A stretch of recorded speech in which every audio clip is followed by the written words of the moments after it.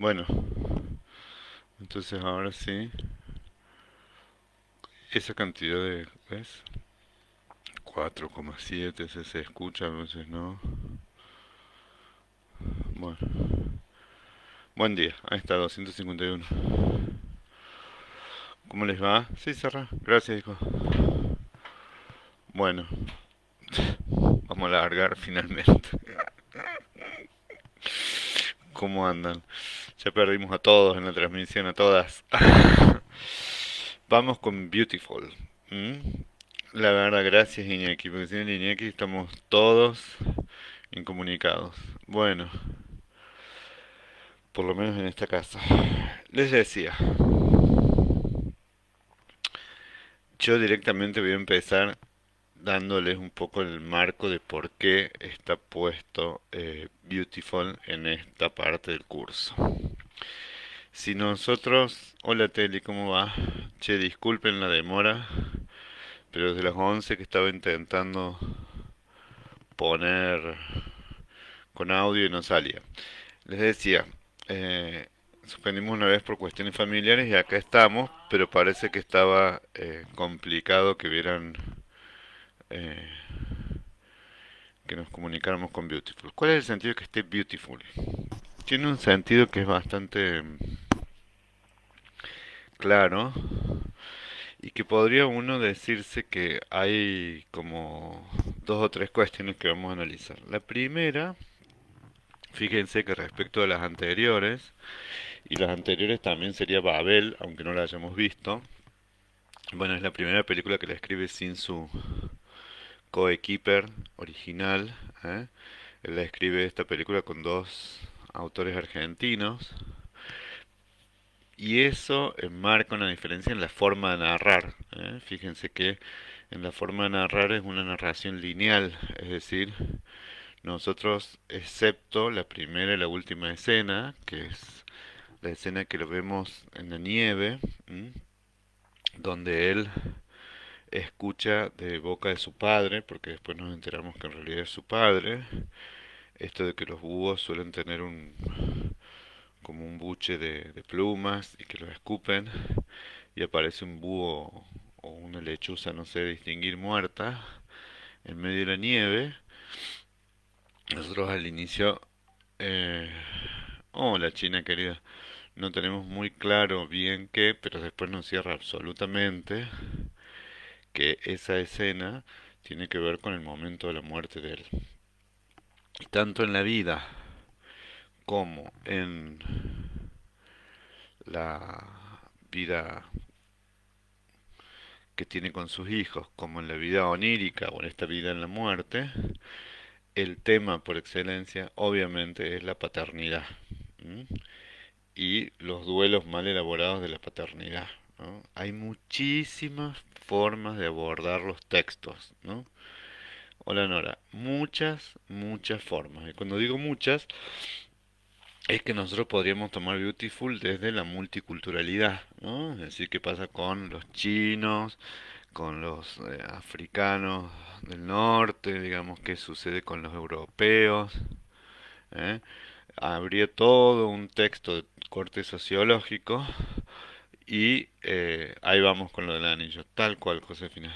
Y podríamos también concentrarnos en lo putrefacto que está el mundo de las migraciones, ¿no? Fíjense que a diferencia de, no sé, Woody Allen o de el mismo, eh, digo, el mismo Woody Allen y también Pedro Almodóvar muestran Barcelona de una manera bella, ¿no? La Barcelona como turística está horrible, es sucia, es como clandestina y además se muestra todo el tiempo la velocidad, la violencia urbana, ¿no? De la policía hacia los senegaleses, del trabajo en negro y paralelo en la construcción, de la sordidez de las fiestas electrónicas, pero eso no va a ser el tema que nosotros vamos a abordar. Como dice la José, todo el tiempo, si ustedes escogen mirar la peli y si se detienen un minutito van a escuchar que las palabras que más se dicen, ¿no? Que las palabras que más se dicen es papá e hijos, papá e hijos, en casi todos. Los hijos, la niñez, y el tema de él como padre, ¿no? Vamos a hacer una especie de recorrido bastante lineal, para no perdernos. Hola Marta, bueno, me alegro que me estés escuchando, porque perdimos varios el audio. Ese recorrido más lineal implica que nosotros lo encontramos él en el momento en que se muere y casi que toda la película es una preparación de su legado, ¿no? Y a mí sí me interesaba verlo porque seguramente ustedes han visto con Gastón o conmigo o en otras oportunidades mucho de lo que es la generatividad entendida en muchos de los casos y con las películas como un esfuerzo excepcional, absolutamente amoroso y casi que les diría una perspectiva romántica de la generatividad, ¿no? Desde Cinema Paradiso hasta nada, Luna de Avellaneda, bueno, en muchas ocasiones donde el esfuerzo por guiar a otra generación, por dejar un legado mejor, está hecho sobre la base de una construcción de mucha salud mental, les diría, y de mucha construcción personal, ¿no? Acá me parece muy interesante que la película empieza contando la muerte, la despedida de un padre joven respecto de su padre aún más joven, que es el que debió partir a México y él jamás conoció, porque el padre partió y murió cuando él estaba en el vientre de la mamá, y ahí viene lo del anillo, que le dice que lo tira a la mujer Marambra, creo que se llama la mujer, un nombre muy raro, Uxal y Malambra, la verdad con esos nombres no pueden tener una vida muy feliz. Falta que se llamen Hansel y Gretel, los hijitos. Pero está contado un poco las vicisitudes como de los Hansel y los Gretel, que sería Ana y Mateo, que son los chiquillos, ¿no? Porque todo el afán de González Iñárritu está puesto en la construcción de una figura del padre, que es una figura que es difícil de salvarla, pero todo el tiempo él intenta y trata de cuidar y de proteger a su progenia y a la progenie de las otras mujeres sin padres, ¿no? Que sería Lili, la chinita que le cuidaba los chicos, que lamentablemente muere junto con todos los otros que estaban en una condición de esclavitud, y el bebito de la eh, rara como ella, tal cual, y el bebito, hola Nidia, y el bebito también de la chica senegalesa, ¿no? Entonces, digo por qué, para que no nos enrollemos mucho en el diálogo, porque quizás les debe haber costado mucho escucharlo, porque el tema no está en los diálogos. Hay pocos diálogos en realidad, que son los que tiene él con Beatriz y los que tiene él con Marambra, que con ella es, con su esposa, es si puede salir del alcoholismo, si puede dejar o internarse en una clínica, que finalmente lo que consigue él, aunque ella le es infiel con el hermano, es como que en algún punto va a estar internada y todo el tiempo, si ustedes lo recuerdan o si no se los recuerdo yo, hay factores motivacionales con la generatividad que es buscar trascender, trascender la propia muerte. Y cuando digo trascender la propia muerte, es qué va a quedar de nosotros cuando nosotros no estemos, ¿no? En la mayoría de las vidas tenemos tiempo suficiente, y cuando digo tenemos tiempo suficiente, suficiente para invertir en cuestiones generativas y suficiente también como para andar y desandar algunos errores vinculados a la eh, paternidad y a la maternidad, ¿no? Entonces puede que la vida sea un largo aprendizaje para guiar a las otras generaciones, ¿no? Los diálogos son bajos, totalmente de acuerdo, son pocos, y en realidad ese estilo no solamente es que la película sea española, que cuesta escuchar, sino que no está en los diálogos, sino que está en la acción, ¿no? del protagonista, de Uxal, en todo el tiempo estar tratando de resolver y tener dinero, ¿no? Es decir, comunicarse con los muertos y le dice Beatriz que ese es un don que se le ha dado sin coste y no debiera cobrarlo, tratando de cobrar la colocación de los empleados chinos, ¿no? En la construcción, de los obreros de la construcción, tratando de hacer que no vendan o, entre comillas, cuidar a ciertos senegaleses, pero a su vez tiene la paradoja de que todo el tiempo está haciendo acciones marginales que están del lado de la explotación del hombre por el hombre, ¿no? Les decía que en términos de Erickson, la generatividad que es, y no es ni más ni menos que guiar y cuidar a la otra generación, pero hacerlo bajo el convencimiento de que existe la bondad de la especie humana, lo cual es muy difícil de creerlo, ¿eh? En el medio de esta narración. O sea, es muy heroica la narrativa precisamente porque, como dice Olga, la película muestra la miseria de la vida en general. Entonces, creer en la bondad de la especie es prácticamente un imposible ahí, ¿no? Sin embargo, en los bordes de la miseria humana, en medio de la merda, ¿no? En medio de la explotación, en medio de la enajenación de la condición humana, ¿no? Donde los chinos están peor que animales, que perros tirados, eh, los africanos siempre huyendo de la policía, vendiendo drogas, eh, terminando presos. Lo que hay siempre es que conviven como dos submundos, ¿no? Por un lado el mundo de los españoles, donde ellos tampoco están mucho mejor, pero por otro lado un submundo, ¿no? Que es ese mundo de la extranjería y es como si uno hubiera bajado a los infiernos del Dante, ¿no? Porque existe la traición, existe la miseria, existe la venta de personas, ¿no? Y en todos está metido Uxal, ¿no? Y efectivamente, como en algún momento le dice el chino, dice, bueno, no te hagas el tonto porque vos también tenés la culpa de esto. Él, ¿se acuerdan? Es el que había comprado esos calefactores, esos radiadores, que como bien dice, es culpa mía, yo compré esos que eran los más baratos, ¿eh? Y entonces siempre está en la paradoja esta de querer brindarles mejores condiciones de vida a las personas que tienen cerca, pero a su vez reproducir las mismas prácticas de enajenación, ¿no? Hay dos o tres discusiones con un chino, dice, ustedes no les están pagando a esta gente, dice, bueno, en China se les pagaría 51 centavos el día.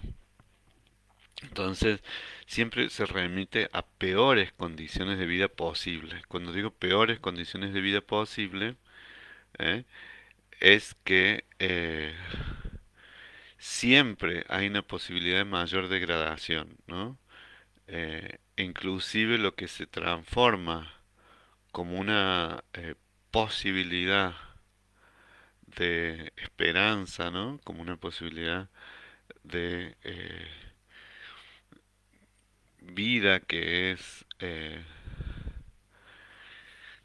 estar en medio de la posibilidad de crear algo, la opción que aparece es una opción muy dura. ¿Eh? ¿Cuál es esa opción tan dura? Aparece la opción de poner como posibilidad el robo de otro, ¿no? Hay una escena que él ya casi está moribundo en la final de la película,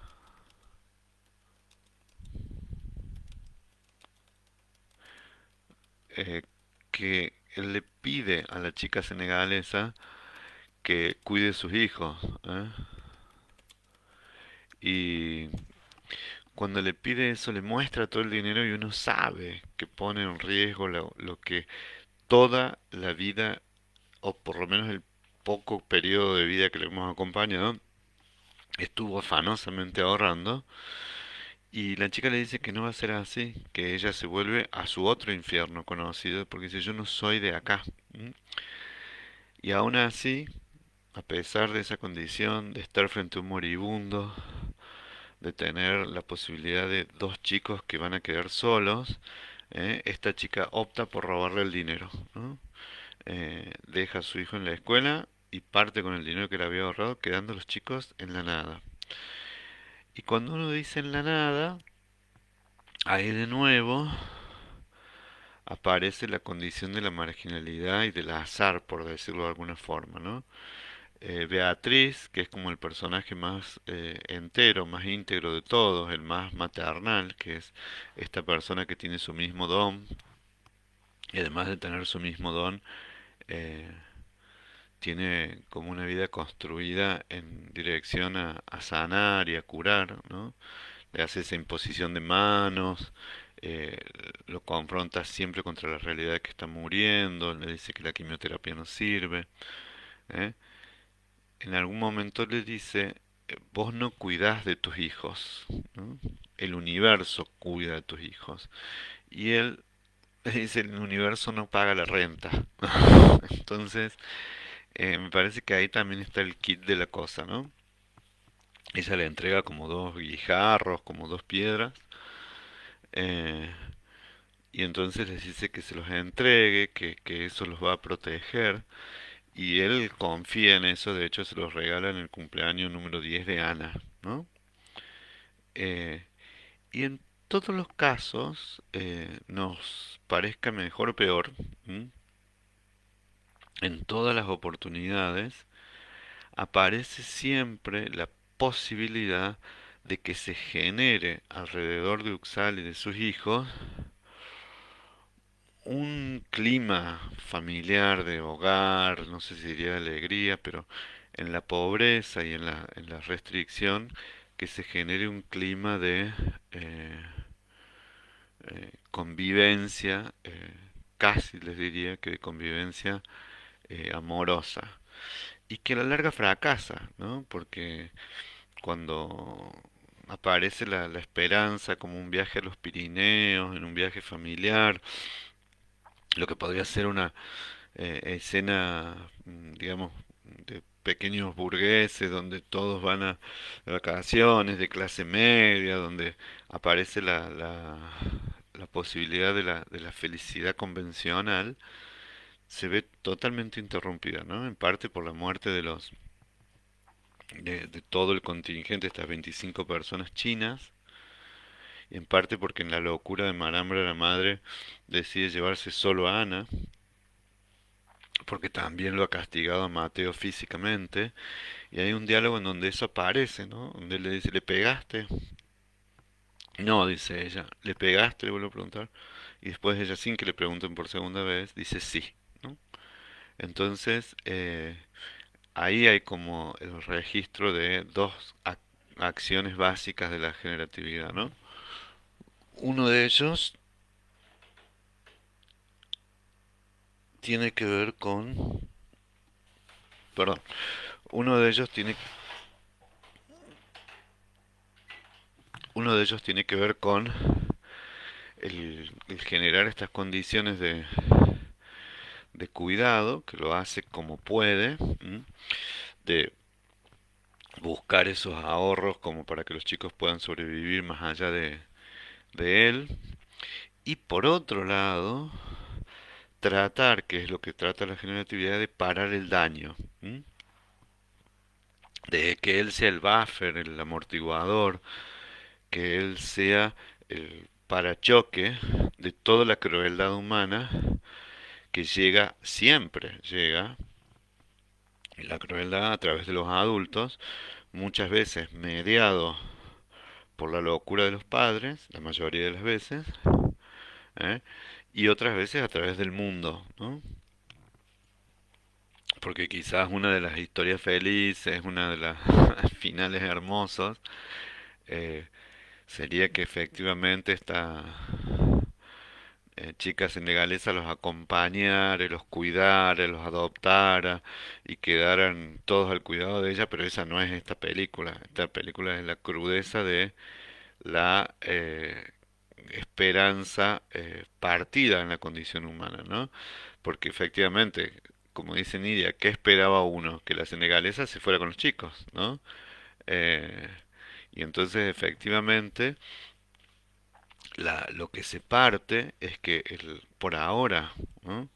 Y es muy difícil de creer esto, pero es el discurso más fuerte en la película, el que para los daños y también los genera, por eso es un personaje tan difícil, es él, ¿no? Porque efectivamente él siente la atroz culpa de la calefacción que los iba a matar en ese encierro, ¿no? Sin aire, los iba a matar en esa condición de esclavitud.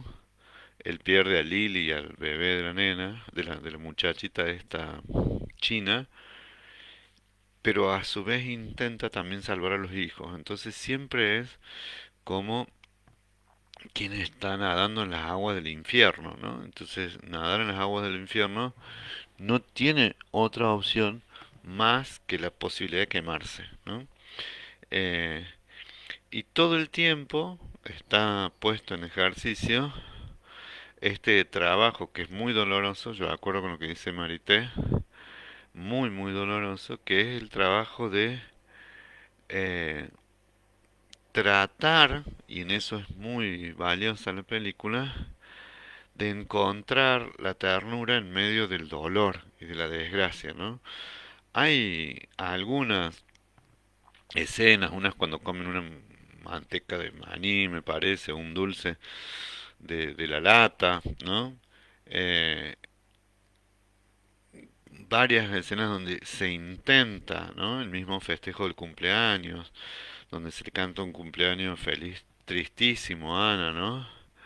Eh, y él es quien tiene que batallar en eso, de acuerdo con la Cele, es un gran actor, Bardem, es la conjunción de la pura pérdida, ¿no? En eso sí es así, es la conjunción de todas las luchas perdidas, ¿no? Es decir, eh, finalmente él, porque sobrevive y vive de la miseria humana, o sea, nos guste o no, es un personaje difícil de constituirlo en el héroe americano, porque en realidad se basa en una heroicidad eh, mucho, mucho, mucho más humana, ¿no? Que es la heroicidad de hacer algo en relación a los otros, hacer algo para salvar a los otros en el medio de un mar de atrocidades. ¿Y qué es lo que nos dice? ¿Existe la posibilidad de salvarlo? Y sí, ¿no? Es como que uno desea, ¿no? Mejores condiciones de vida para la infancia, porque efectivamente bajo esas condiciones nada le va a ser gratuito a Mateo cuando sea grande, que se queda sin el padre, con una madre que se comporta de manera violenta con él, que lo excluye y en realidad la escoge a Ana. Pero esto que se está viviendo, alguien que es tan chiquitito que no puede procesar la muerte del padre, en cambio Ana sabe, ¿eh? Y tiene un diálogo en el baño cuando ve que su papá está por morir, lo abraza, dice, yo no quiero que te vayas, dice, él tampoco, yo no quiero irme y tengo miedo de irme. Y en ese punto sí aparece en la narrativa, tal cual, una pintura negra de Goya, aparece en la narrativa algo que es muy importante, algo que es muy importante, que entrelaza, y lo dice Beatriz también, la vida del protagonista con esos poderes extra sensoriales que tiene, ¿no? Fíjense que todas las veces que se comunica, excepto con una viuda, ¿no? Y que tiene un señor mayor muerto, pero todas las veces que se comunica con tareas pendientes que quedan entre los hijos y los padres, ¿no? Que dice que guardé tal cosa, el reloj detrás de la pata de la cama, que se despide. Entonces esa acción de medium, que es una acción de medium que la hace él, ¿no? No es solo la literal de mediar y de hacerlo en función de eh, lo que pasa en el más allá. ¿Eh? Es una acción de mediar la acción incompleta de los padres, ¿no? Que es la que tramita él en ese ensueño o en esa partida, ¿eh? En donde en ese ensueño, en esa partida, él y de alguna forma se ríe con el padre, reencuentra, ¿no? Se fuma un cigarrito, se sonríe y es un esfuerzo grande, seguramente algo de esto tiene, no digo literalmente, pero seguramente algo de esto hay, en el esfuerzo que hace González Iñárritu porque esta película se la dedica al padre, ¿no? Entonces es como una película muy cruda sobre el día del padre, ¿no? Sobre el último día de su padre, ¿eh? Eh, que está puesta en diferentes figuras, ¿no? Paternas, ¿no? Todas figuras falladas, todas absolutamente figuras que han caído. Y esto sí explica algo de la miserable condición humana y de la enorme dificultad y desafío que plantea ejercer la función paterna. ¿Eh? Cuando digo ejercerla es mirar de frente a los ojos que eso le dice, el padre a su hija dice, mírame los ojos, ¿eh? Y poder encontrarse en ese reflejo algo mejor de uno mismo que lo que uno mismo vivió, ¿no? Eso es como para mí el kit de la peli, ¿no? Es decir, Bardem ha vivido la ausencia absoluta del padre, ¿no? Y aún así, como decía la José, en la primera transmisión sin sonido, creo que era, que decía Josefina Tamavasio, conserva el anillo, que fíjense que es un diálogo muy cortito, pero muy significativo. La nena le dice, nunca pensé que iba a tocar un diamante verdadero. Dice, porque mamá me dijo siempre que era falso. Ese era el anillo que le había regalado a su esposa, ¿no? Y entonces le dice, ¿lo conociste a tu papá? No, no lo conocí, se lo regaló a mi mamá y se fue, ¿no? Entonces, sí hay algo ahí, que esto que les decía, que siempre es mediar entre la ausencia absoluta como de su papá y la siempre el lugar horrible en el que está él, donde seguramente hay una condición que él mejora, ¿no? Porque pudieran estar mejor los chinos, los senegaleses, pero en casi todas las funciones fracasa. Fracasa absolutamente en dirección a los chinos, fracasa absolutamente en dirección a los senegaleses, de hecho termina preso. Entonces, siempre su condición de mediador es quedarse del lado del barro, ¿no? Y con los hijos casi que también, ¿no? Porque en algún punto le pide perdón, decir a Ana que me hubiera gustado estar en los Pirineos, se encuentra y vuelve con que Mateo está solo en la casa y golpeado. Y a su vez, este es el mejor padre de los padres, ¿no? Porque está su padre que se fue, huyendo, digamos, del fascismo. Eh, Está también el padre chino, que es un desastre, digamos, un explotador. ¿Eh? Y está también el padre senegales que termina preso, ¿no? O sea que en realidad toda la construcción que hay es una cosa de a ver si se puede redimir alguna función del padre, y como una característica multicultural en el medio de la época, ¿no? Eh, yo estoy de acuerdo con Olga, que Olga tiene un corazón muy sensible, sos una persona hermosa, Olga, y yo creo que lo que vos decías al inicio es como la gran pregunta sobre González Iñárritu, y que es mostrarnos el dolor, la tristeza, la amargura de los personajes, como vos decís, y que sufren, pero en algún punto uno podría decirse, bueno, ¿y por qué vemos esta película? Podría ser que yo me equivoque y hayamos escogido al director equivocado. Sin embargo, o por lo menos a mí me pasa, que me deja mucho de aprendizaje esta película, en donde uno tiene para contrastar, aunque parezca muy loco, los esfuerzos generativos que se hacen en la vida cotidiana o se han hecho y las realidades, que esas realidades a nosotros no nos cruzan habitualmente. Digo, no nos cruzan habitualmente. Pero sí nos cruzan otras, con otros componentes de clase media, con otros componentes educativos, quizás con otros componentes, en donde ese contraste para mí tiene algunas funciones, ¿no? Ver cuánto de miseria hay, en este caso, en padres que abandonan a sus hijos, que no pasan una cuota alimentaria, que se enferma una hija y no van a visitar, que son incapaces de comprar un remedio, llevar a un chico de vacaciones, o que son absolutamente indiferentes a las necesidades de sus propios hijos, ¿no? En donde no tiene la fachada tan cruel, eh, tan expuesta la herida, digamos, tan necrosada, ¿no? La amputación de la función, porque está como expuesto el corte y además está putrefacto, ¿no? Pero uno podría reconocer esas acciones de miserabilidad, y cuando digo reconocer esas acciones de miserabilidad, en el marco de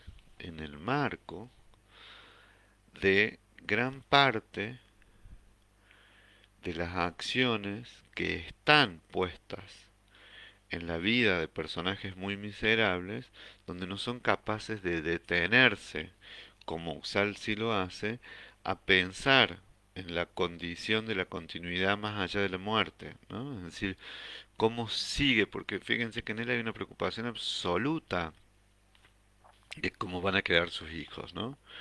Y por otro, esa tristeza, esa amargura, ese dolor que coincido absolutamente con Olga, es entrar en contraste en estas exigencias un poco neuróticas que por ahí tiene la gente respecto de su propio ejercicio de la paternidad, ¿no? Respecto de sus propias exigencias o nuestras, podríamos decir, exigencias de la crianza, que todas tienen que ver con este esfuerzo de ponerse a mirar la propia ejercicio de paternidad sin tantas exigencias sobre el ideal, ¿no? Y entonces tratando de hacer lo mejor posible y sobre todo en momentos donde el ejercicio de la paternidad o la maternidad nos hace dudar, ¿no? En la adolescencia, en los momentos en que los hijos reclaman y reprochan, entonces puede decir, bueno, a ver, ¿estamos mediando el dolor humano? ¿Estamos siendo capaces de cuidar y de proteger en medio de los avatares de una separación, de un divorcio, de una pérdida económica? ¿Estamos siendo capaces de proteger? Y si estamos siendo medianamente capaces de proteger, también saber que no va a haber protección absoluta de esos dolores. No sé si me explico. No hay afán que pueda conquistar la tarea. No hay afán, no hay esfuerzo que pueda ser eficaz con esa tarea. ¿Esto qué quiere decir? Que no hay modo de resolver absolutamente la protección, pero sí saber que esos esfuerzos sí tienen enormes consecuencias. Pero nos pone de cara a qué? De cara a la muerte. O sea, efectivamente muchas de las exigencias de los dolores, que si hice bien, que si debería haber sido más comprensivo, que no tuve suficiente tiempo porque trabajaba, muchas de esas exigencias, contrarrestándolas, ¿no? Con la posibilidad de la muerte, ¿no? Uno se pregunta y dice, bueno, sí, efectivamente las cosas estuvieron bien hechas, ¿no? o no sé si estuvieron bien hechas, pero sí estuvieron hechas lo mejor posible, ¿no? En dirección a que, a que hay un piso, ¿no? Que me parece interesante lo de Beatriz, que tiene que ver con las acciones que hace uno y esta posibilidad que le dice ella de despedirte, ¿eh? de, eh, de entender que hay una finitud y que son tan importantes los esfuerzos como los resultados. No sé si me explico. O sea, es mucho más importante la lucha que el resultado. Y esta no es una película suavecita, no es una película indulgente. Que podamos decir que el personaje de Uxal es un personaje glorioso que intenta redimirse, pero lo que sí está claro es que la fuerza ahí del amor es muy poderosa y tomando un eh, speech de una película que dice el amor moverá montañas pero no salva a la persona que amas. O sea, no sé si no la salva, ¿m? No sé si la redime, pero ayuda a construir una idea de que ese esfuerzo no es un esfuerzo en vano. ¿Qué dicen? A ver, la Vivi Gastaldi dice, hola Andrés, lo duro de las situaciones es se avisa con el afecto. Sí, em, excepción de Mateo, que es el que más sufre, eh, seguramente de Ana ya está hecho el legado, ¿no? En ese, no solamente los guijarros que se lo dan y dicen consérvenlo porque es algo que quiero que se los dejó su padre, que ellos todavía no tienen mucho sentido, y ese sentido cobra importancia para nosotros como espectadores porque es algo que Beatriz le regala, y entonces en hacer este pasaje, los chicos ni la conocen a Beatriz, pero es como un pasaje de protección. Pero lo que sí está simbolizado es el anillo, ¿no? Donde ella dice, yo no sabía que en realidad era verdad. Entonces, si me lo puedo quedar, sí, sí, por supuesto, quédatelo. Y él ahí también hace otra despedida, ¿no? Esas despedidas son las más fuertes en términos simbólicos porque también hay una excepcionalidad en esta película, que es que él tiene, como pocas personas tienen, la oportunidad, y lo que les voy a decir puede que les parezca muy loco, pero es la oportunidad de despedirse sabiendo que se va a morir. Entonces todo el tema del cáncer de próstata, que es tardío, que creció la metástasis, que lo tiene en el hígado, o sea, que él ya sabe y lo que pregunta es cuánto tiempo, le dice unos pocos meses. ¿M? Esos pocos meses del cáncer implican que él trate de organizar su partida, ¿de acuerdo? Y cuando digo organizar su partida es porque eso que la gente dice de manera poética, los hijos son los hijos de la vida, ¿m? Son tan hijos de la vida, son tan hijos de la vida, que aún tienen que luchar con estas condiciones de marginalidad absoluta, absoluta, donde lo que viven es una vida de mucha pobreza, de muchísimo dolor, de tener una madre alcohólica, de tener una madre que además es maníaco depresiva, o sea que además tiene trastornos bipolares, digamos, que además tienen una historia de mucha pasión amorosa, pero de un desencuentro permanente con el marido, con Uxal, y de eso no se los puede salvar a los niños, ¿no? Es decir, lo que les decía al inicio, ¿no? Eh, Hay un reconocimiento absoluto de González Iñárritu de que la vida es terriblemente atroz para muchas personas, ¿no? Pero no para una excepcionalmente una historia de vida, sino que las condiciones de vida son excepcionales. Excepcionales las buenas, porque las comunes, desde su punto de vista, por supuesto, son de mucho dolor. Y uno si hace ese esfuerzo, va a notar que efectivamente es así, ¿no? Que hay una eh, porción de la realidad que puede que nosotros tengamos la bendición de no vivirla, ¿no?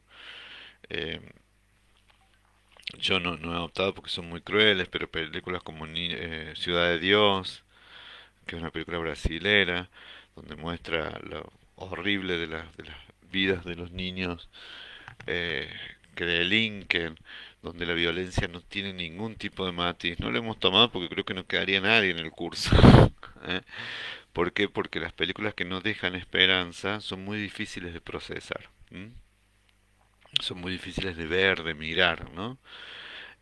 Acá, nos guste o no nos guste, lo que también queda claro es que estos chicos los va a cuidar el universo, pero bueno, hay algo que efectivamente, como dice Josefina, el anillo es como el representante de la transferencia de ese amor, ¿eh? Eh, y que en realidad es la continuidad de dos cosas a la vez, porque esto es lo que cuesta procesar. Nosotros por ahí estamos muy educados en la mitología clásica, donde hay una heroicidad que está marcada por uno que es bueno, ¿m? Por alguien que es muy fuerte, tipo Heracles, por alguien que es muy eh, loco y batallador como Aquiles, supónganse, y otro que hace el contrapunto de esa heroicidad, ¿m? Persiguiendo al héroe, generándole dificultades, estando en la vida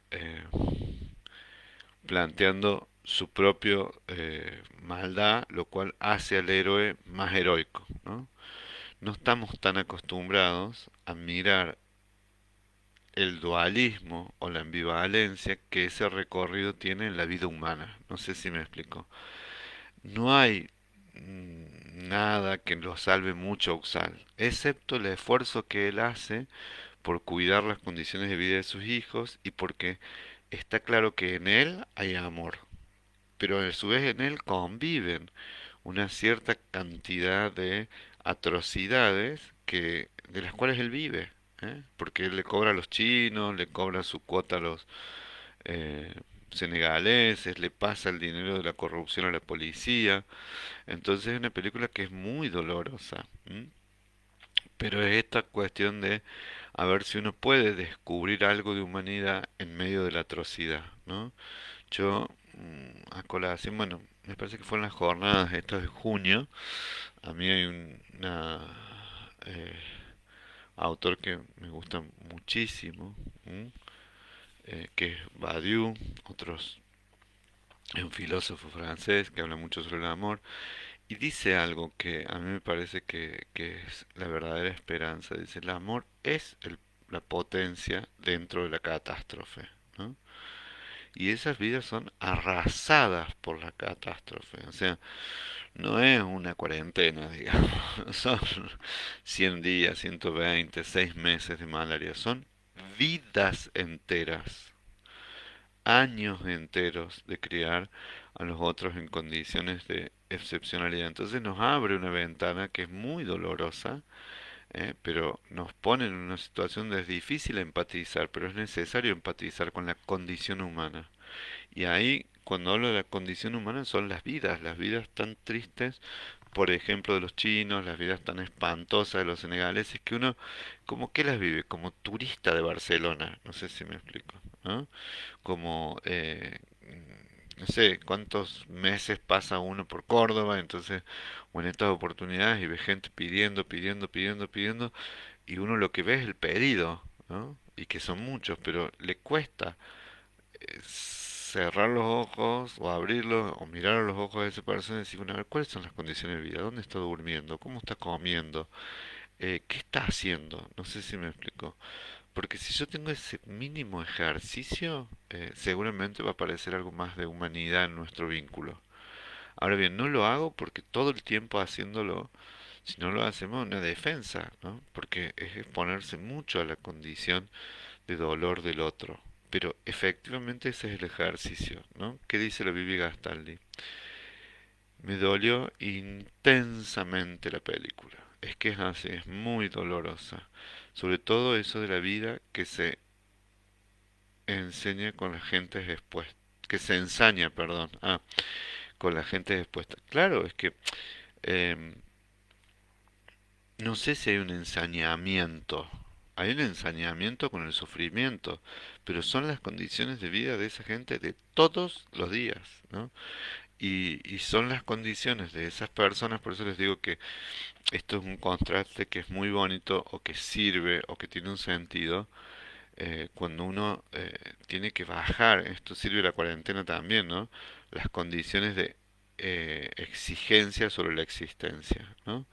Entonces, decís, ¿cómo estamos? Estamos en cuarentena, estamos... Sí, sí, bueno, tenés casa, tenés comida, tenés tus hijos que en algún punto te llaman por teléfono, alguien que me puede salvar, tengo un encuentro amoroso, alguien que me diga que me quiere, eh, un abrazo, no importa si es un hijo, puede ser un sobrino, puede ser los nietos, y tengo dificultades, sí, porque por supuesto que las dificultades son inherentes a la condición humana.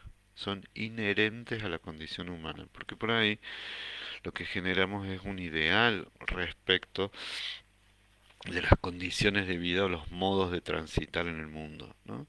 Es decir, y ese ideal no es más ni menos que el hijo bueno de las exigencias superyoicas que generan al hijo tiránico. No sé si me explico. O sea, eh, tenemos, hay veces que condiciones generadas respecto de un ideal material, de alcanzar, que puede verse hasta en un lavavajillas, hasta la construcción del consumo, hasta el ideal de la construcción de una familia armónica, sin conflictos, sin padecimientos dentro de la familia, eh, haciendo de la negación y de el esconder la condición dolorosa como si fuera eh, una un destino, ¿no? De la construcción ideal de la familia Ingalls, la familia de la pradera que le dicen,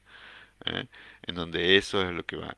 Y en algún punto, el película Silvio dice, eh, ¿qué, ¿qué es lo que me está mostrando? O sea, ¿qué es lo que me está diciendo? Y esta es la vida en su condición más atroz. ¿Y hay condiciones peores? Sí que hay condiciones peores.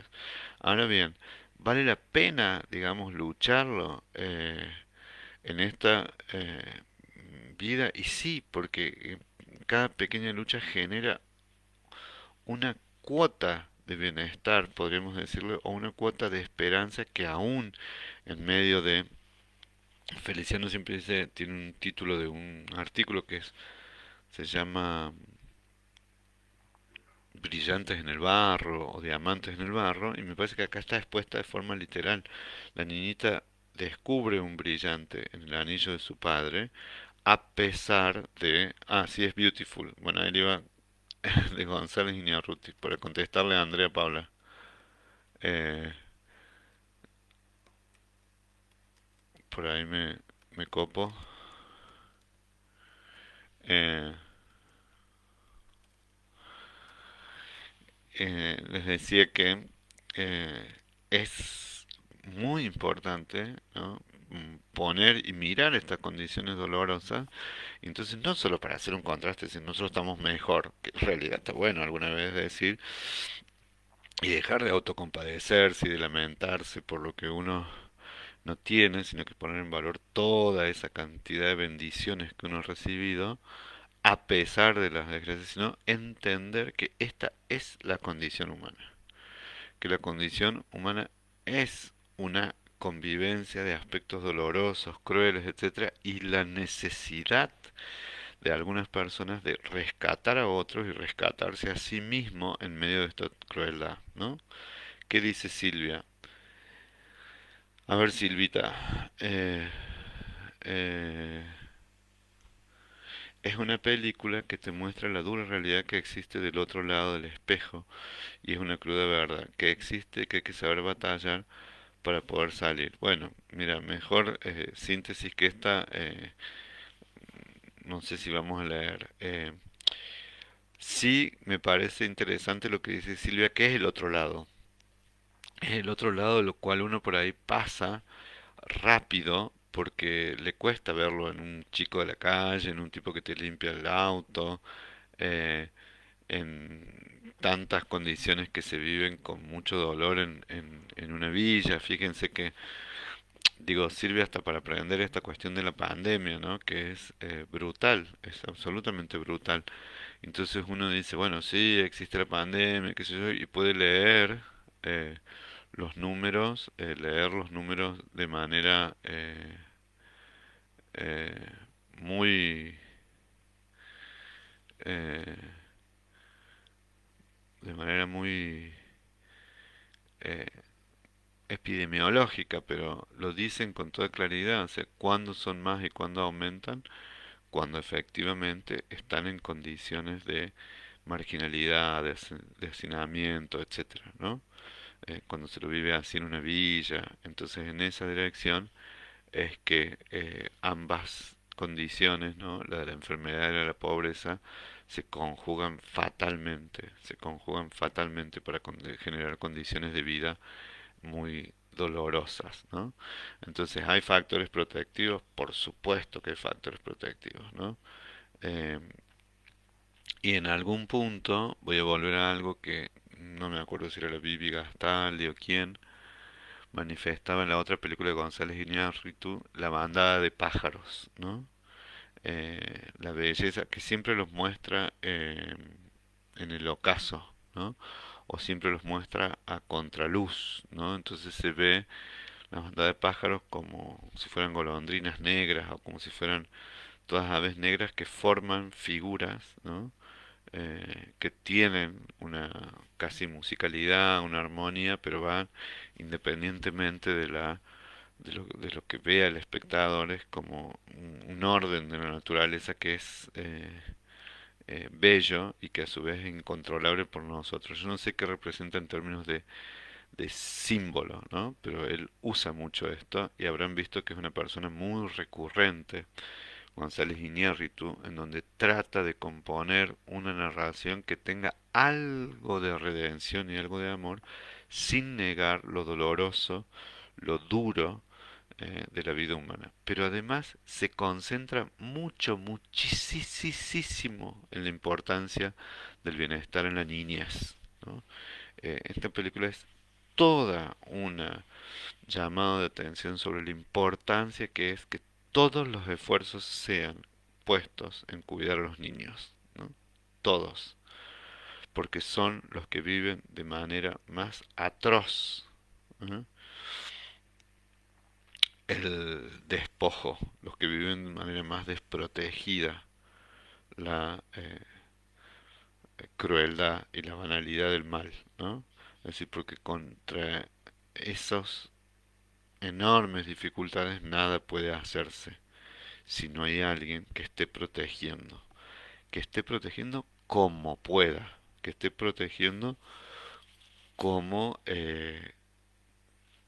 mejor pueda hacerlo de manera más humana posible, es decir, no en el ideal del ejercicio de la función, sino que esté poniendo lo mejor de sí para salvar ¿eh?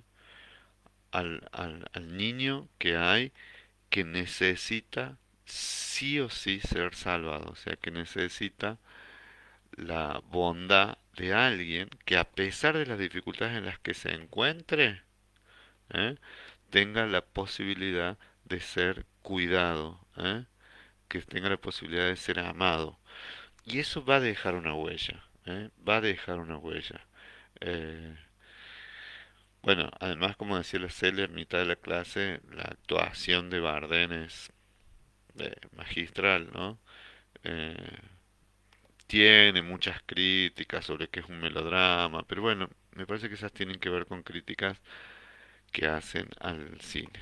Bueno, muchachada, vamos a aclarar cómo sigue esto.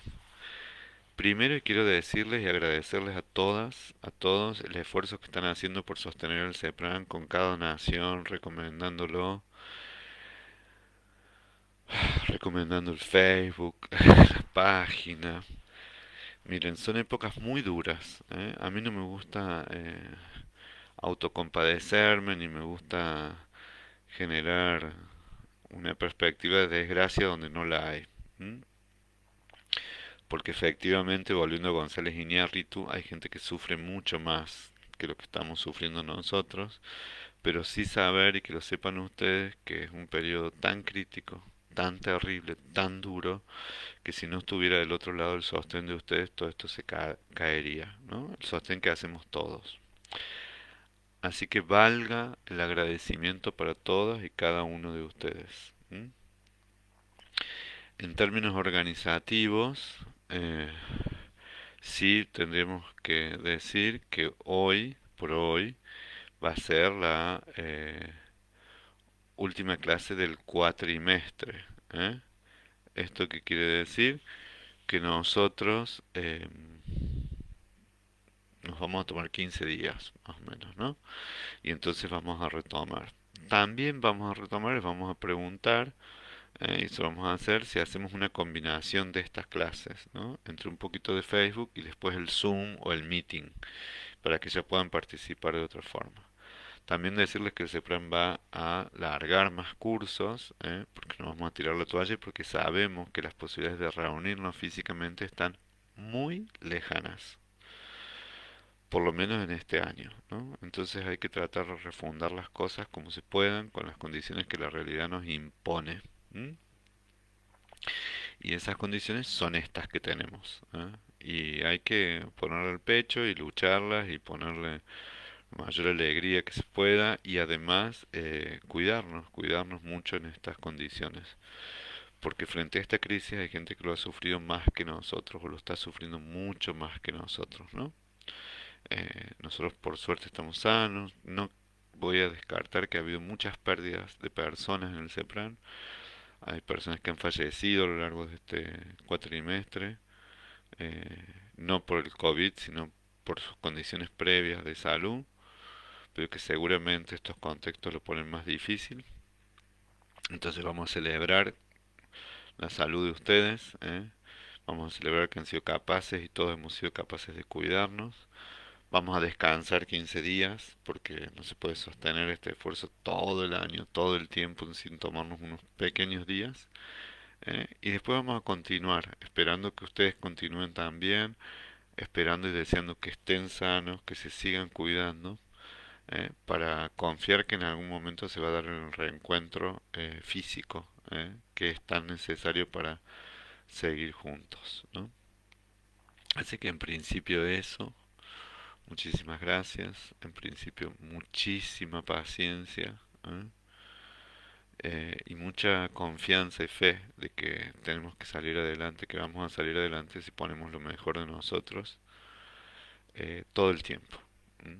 Tratando de no decaer y bueno, y cuando caen los brazos, cuando caen las fuerzas, tomarse el respiro necesario para descansar, reponer las energías y saber que la vida continúa con sus luces, con sus sombras, con sus desafíos y de eso se trata. ¿Qué dice Nidia? Significa para mí el CEPRAN la posibilidad de dignificar este momento vital en que me siento privilegiada de tenerlo y tener mucho más que la mayoría de mi prójimo. Gracias. Bueno, y hasta la tarde. Sí, nos vamos a ver a la tarde, ¿eh? Bueno, pero a la tarde nos vemos, a las 16, ¿eh? Gracias Nidia, gracias China, a todos muchísimas gracias. Y nos estamos viendo, ¿eh? Las quiero muy mucho. Y que tengan linda mediodía. Nos vemos.